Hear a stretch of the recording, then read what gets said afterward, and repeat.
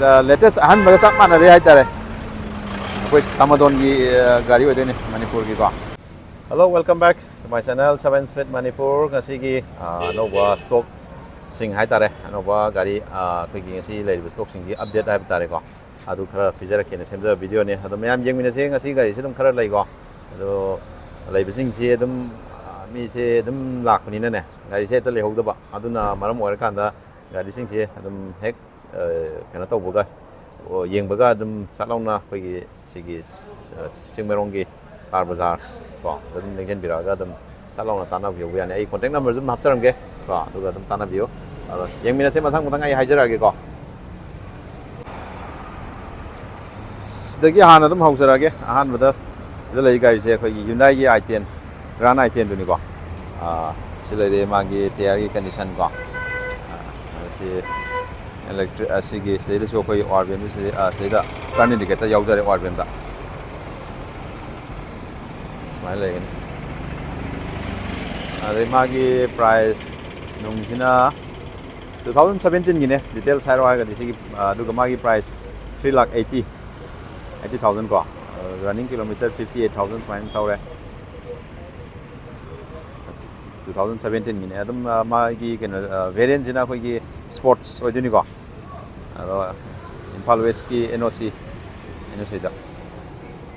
adum interior so happy ung sar ke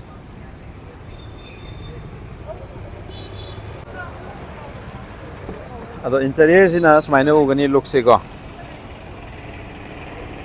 biro an infotainment and mayagi touch screen adum yaujare set leather cover dum ojare smaina legini maningi look se ko steering mounted control loi yaure ko solution adum Hyundai je dum gari se dum yawni ko sina maningi haida smaina ogane aduga sigi mathang da mung lakado sina Maruti Suzuki Alto adum mayam na pam na sina ba ahan na kaina loi pam na ba sina ba du gari West Bengal gi oire NOC yaure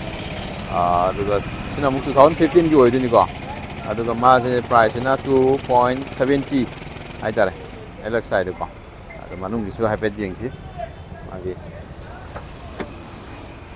maine ogani mai manung ge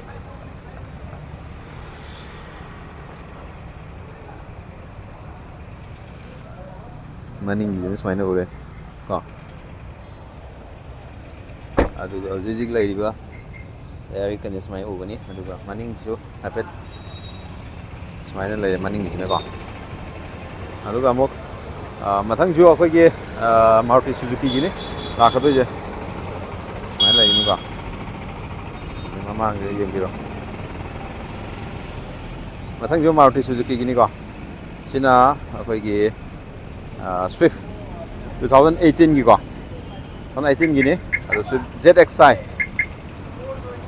aduga magi kilometer running sina 37,000 smile tawre ko aduga demand price na 5,25,000 adum hairiba maman jingje loina ma fix ne lai ko akara dum tatok ta sin ngangna ra ko adum bagi kan dum lai gani air conditions maina ure ko adum magi front gi looks maina lai le koi Manipur number ni ko gari se adum ango bo se dum yamna request sensor gi lo yawi ko anong gi se maina ugani yam interior design je steering mounted control ho jare smile lagi ni manung ni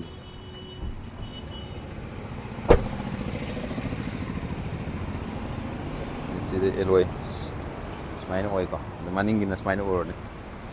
di fogar loi au jare adi se je yaure ko biro aduga muk somda muk koi gi Alto 800 ne se jo yamna khanga do color ne amot pa adagi somna kan jo dum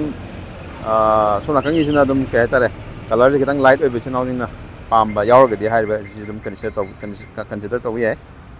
adagi sigi magi details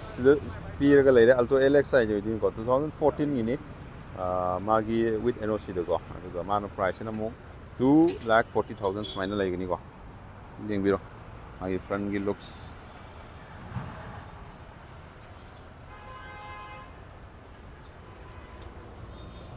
ꯁꯤꯒꯤ ꯌꯦꯡꯕꯤꯌꯨ ꯃꯅꯨꯡꯁꯨ ꯍꯥꯏꯐꯦꯠ ꯌꯦꯡꯁꯤꯀꯣ ꯂꯩꯔꯦ ꯁꯨꯃꯥꯏꯅ ꯎꯒꯅꯤ leather ꯂꯣꯏꯅ ꯀꯕꯔꯅꯤ ꯑꯗꯨꯒ ꯃꯅꯤꯡꯁꯤꯅ ꯁꯨꯃꯥꯏꯅ ꯂꯩꯒꯅꯤ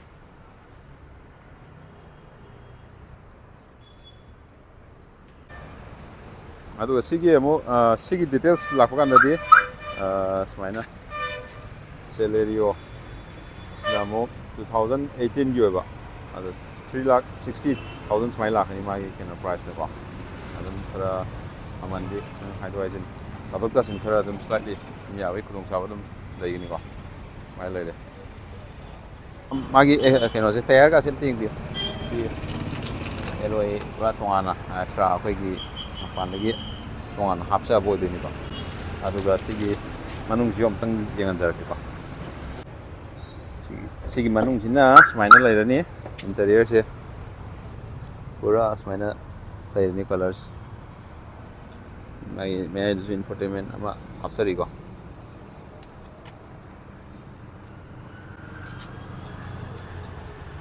ꯃꯅꯨꯡ ꯑꯗꯨꯝ ꯅꯥꯜꯂꯤꯀꯣ ꯐꯖꯅ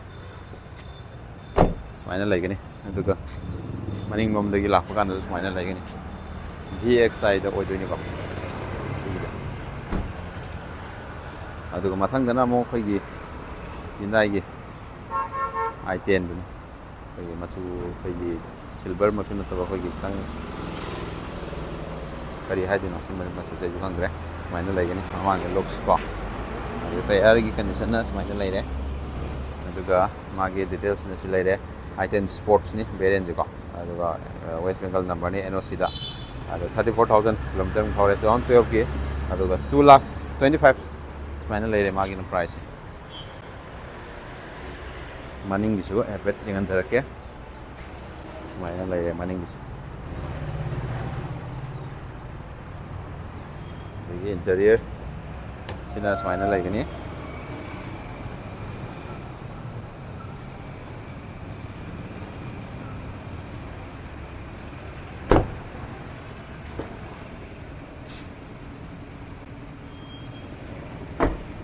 ꯑꯗꯨꯒ ꯑꯃꯨꯛ ꯃꯊꯪꯗ ꯑꯃꯨꯛ ꯑꯩꯈꯣꯏꯒꯤ ꯀꯩꯅꯣꯅꯦ ꯃꯍꯤꯟꯗ꯭ꯔꯒꯤ XUV 300 ꯑꯩꯈꯣꯏꯒꯤ ꯇꯣꯉꯥꯟꯕ ꯑꯩꯈꯣꯏ ꯂꯤꯃꯤꯇꯦꯠ ꯏꯗꯤꯁꯟꯒꯤ ꯃꯑꯣꯡꯗ ꯀꯂꯔꯁꯦ ꯁꯨꯃꯥꯏꯅ ꯂꯩ ꯁꯤꯁꯤ ꯃꯃꯥꯡꯗ ꯑꯩ ꯗꯤꯇꯦꯜꯁ ꯍꯥꯞꯆꯈ꯭ꯔꯕꯅꯦ ꯁꯤꯒꯤꯗꯤ ꯗꯤꯇꯦꯜꯁꯁꯦ ꯍꯥꯞꯆꯔꯔꯣꯏꯒꯦ ꯃꯃꯥꯡꯒꯤ ꯚꯤꯗꯤꯑꯣ ꯑꯗꯨꯝ ꯌꯦꯡꯕꯤꯔꯛꯑꯣ ꯑꯗꯩ ꯑꯦꯂꯣꯏꯒꯁꯦ ꯌꯥꯝ ꯊꯤ ꯐꯖꯕꯅꯤꯀꯣ ꯃꯥꯏꯁꯦ ꯑꯗꯣ ꯁꯤꯒꯤ ꯑꯅꯧꯕ ꯚꯔꯖꯟ ꯑꯃꯗꯤ ꯂꯥꯛꯈ꯭ꯔꯦꯗꯅꯀꯣ ꯑꯗꯣ ꯁꯤꯅ ꯑꯩꯈꯣꯏꯒꯤ ꯌꯥꯝꯅ ꯅꯍꯥꯁꯤꯡꯅ ꯄꯥꯝꯅꯒꯗꯧꯕ i20 ꯑꯩꯈꯣꯏ 2018ꯒꯤ ꯃꯇꯨꯡꯗ ꯂꯥꯛꯄ ꯑꯗꯨꯝꯕ ꯃꯈꯜꯒꯤ ꯀꯩꯅꯣꯗꯨꯅꯤꯀꯣ खितंग कॉस्मेटिक मागी इलाइटी खितंग कोई चेंजेस खितंग लापदो ग्रिल गाजी मानदबनिको सिना खरा तोंगान मने ले प्रोजेक्टर हेडलैम्प ओइरानी DRL ओला यावरानी को फोंगलेम यावरे alloy diamond cut alloy smile लानी तयारी कनि सिम ति लिंग ना लेरिको अदुगा मागी सि इलेक्ट्रिकली फोल्डेबल ओइरानी अदुगा मासे सिदा पीसे अस्ता ऑप्शन दुनिको पूरा टॉप ओइदुनी सेदा NOC दा लाएको 30,000 किलोमीटर 2018 की होगा अगर 5,60,000 सुमाइना माई डिटेल्स से प्राइस है सुमाइना लेगनी अदुगा आई मनुंग जो है बेतंग इंटीरियर से उलके इंटीरियर से सुमाइना ओगनी को इंदिरा इंफोटेनमेंट को यावरे सिदा सीट लेदर कवर यामना लिंगना फजना यावरी माइना ओगनी को मनिंगी है खतंग उचरके मनिंग सुमाइना लेगनी जी पोवर यावरे वाइपर यावजरे एंटिना सुमाइना मनिंग उ सुमाइना उगनी अदे सिदे मागी अस्तान सुमाइना था लेको नि अदो करिसे आई मथंग अमु उचरके अदा हारिबा सिगी अनि सिसु ममांगी केनोदा यावखरबनिको अदो अतैदि लोमा गारी अनि होम सिदि हाना यावरे सिसे एकदम डिटेल्स एकदम खरा 450 हाइतारेको 4,50,000 फाइनल लेगनी मसिना एलोय नि सिजो अस्ता ऑप्शन टॉप मॉडल लो नि को इलेक्ट्रिकली फोल्डेबल और फाइनल लाखनी को सिना केटी i10 ꯑꯗꯣ ꯌꯦꯡꯃꯤꯟꯅꯁꯦ ꯃꯈꯥ ꯇꯥꯅ ꯑꯃꯨꯛ ꯁꯤꯅ ꯕꯣꯂꯦꯔꯣ ꯑꯩꯈꯣꯏ ꯕꯣꯂꯦꯔꯣ ꯑꯩꯈꯣꯏꯒꯤ ꯄꯋꯥꯔ ꯄ꯭ꯂꯁ 2017ꯒꯤ ꯄ꯭ꯔꯥꯏꯁꯅ 550 ꯑꯗꯨꯒ ꯕꯣꯂꯦꯔꯣ ꯑꯃꯅ M2DI 2016ꯒꯤ ꯄ꯭ꯔꯥꯏꯁꯅ 480 ꯑꯗꯨꯒ ꯑꯃꯨꯛ ꯁ꯭ꯀꯣꯔꯄꯤꯌꯣ S10ꯗ ꯑꯃꯨꯛ 2015ꯒꯤ ꯄ꯭ꯔꯥꯏꯁꯅ 7 lakh ꯑꯣꯏꯗꯕꯁꯤꯅꯀꯣ ꯑꯗꯨꯒ ꯁꯤꯗꯁꯨ ꯑꯩꯈꯣꯏ ꯑꯜꯇꯣ ꯑꯃ ꯂꯩꯔꯦ ꯑꯜꯇꯣ 500 ꯃꯁꯛ ꯌꯥꯝꯅ ꯅꯥꯜꯂꯤ ꯇꯥꯌꯔꯒꯤ ꯀꯟꯗꯤꯁꯟ ꯎꯔꯦ ꯃꯃꯥꯡꯒꯤ ꯂꯨꯛꯁꯤꯅ ꯁꯨꯃꯥꯏꯅ ꯂꯩꯔꯦ ꯃꯅꯤꯄꯨꯔ ꯒꯥꯔꯤꯅꯦ ꯑꯗꯨꯒ ꯃꯥꯒꯤ ꯗꯤꯇꯦꯜꯁꯦ ꯁꯤꯗ ꯄꯤꯔꯦꯀꯣ ꯑꯜꯇꯣ 800 ꯔꯟꯅꯤꯡ ꯑꯩꯈꯣꯏꯒꯤ ꯀꯤꯂꯣꯃꯤꯇꯔ 35,000 ꯑꯗꯩ 2022ꯒꯤꯀꯣ ꯑꯗꯣ ꯃꯥꯒꯤꯅ ꯄ꯭ꯔꯥꯏꯁꯁꯤꯅ ꯑꯃꯨꯛ 3,80,000 ꯁꯨꯃꯥꯏꯅ ꯂꯩꯀꯣ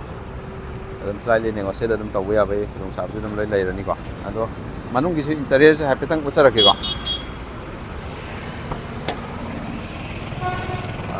ꯁꯤ ꯂꯩꯔꯦ ꯁꯤ ꯑꯗꯨꯝ ꯅꯥꯜꯂꯤ ꯑꯗꯨꯒ ꯁꯤꯗꯁꯨ ꯑꯩꯈꯣꯏ ꯁꯤꯗ ꯑꯩꯈꯣꯏ ꯇꯣꯉꯥꯟꯅ ꯑꯦꯛꯁꯇ꯭ꯔꯥ ꯏꯟꯐꯣꯔꯇꯦꯟꯃꯦꯟ ꯑꯃꯁꯨ ꯍꯥꯞꯆꯔꯦ ꯃꯅꯨꯡꯒꯤ ꯂꯨꯛꯁꯦ ꯁꯨꯃꯥꯏꯅ ꯂꯩꯔꯅꯤ ꯃꯑꯣꯡꯒꯥꯁꯦ ꯒꯥꯔꯤ ꯑꯗꯨꯝ ꯐꯖꯅ ꯂꯤꯡꯉꯤꯀꯣ ꯃꯅꯤꯡꯒꯤ ꯇꯥꯌꯔꯒꯁꯤ ꯄꯨꯔꯥ ꯑꯅꯧꯕ ꯑꯣꯏꯅ ꯌꯥꯎꯔꯦ ꯃꯅꯤꯡꯒꯤ ꯂꯨꯛ ꯁꯨꯃꯥꯏꯅ ꯂꯩꯔꯅꯤ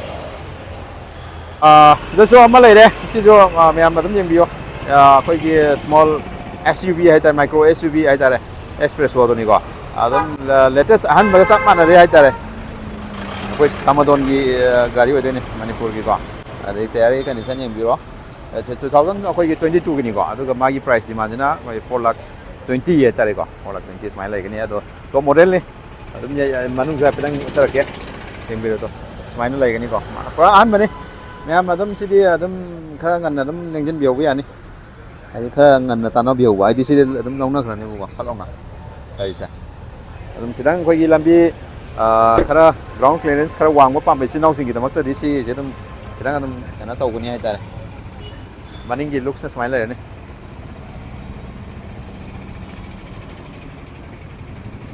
ꯑꯗꯨꯒ ꯃꯊꯪꯗꯁꯨ ꯑꯃꯨꯛ ꯑꯩꯈꯣꯏꯒꯤ ꯑꯅꯧꯕ ꯀꯩꯅꯣꯅꯦ ꯁꯤꯁꯨ ꯃꯥꯔꯨꯇꯤ ꯁꯨꯖꯨꯀꯤꯒꯤꯅꯤ ꯍꯥꯏꯇꯥꯔꯦ ꯑꯩꯈꯣꯏꯒꯤ ꯗꯤꯖꯥꯌꯔꯗꯀꯣ ꯁꯨꯃꯥꯏꯅ ꯂꯩꯒꯅꯤ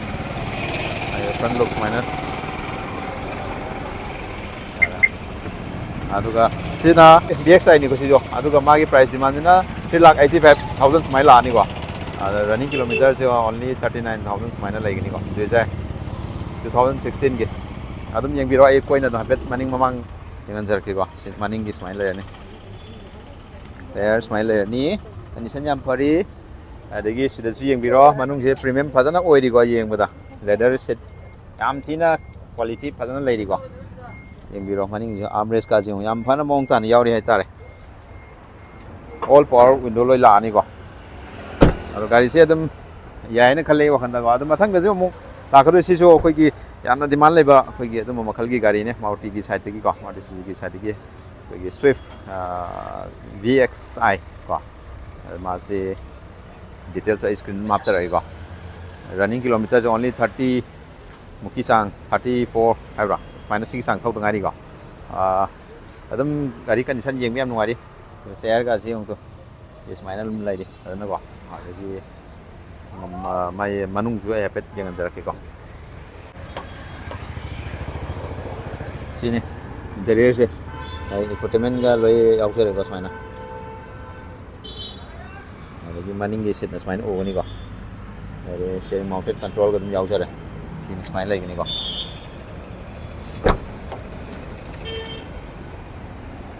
ꯃꯅꯤꯡꯒꯤꯁꯨ ꯑꯩ ꯍꯥꯏꯐꯦꯠꯇꯪ ꯎꯠꯆꯔꯛꯀꯦ ꯌꯦꯡꯃꯤꯟꯅꯁꯦ ꯌꯦꯡꯉꯣ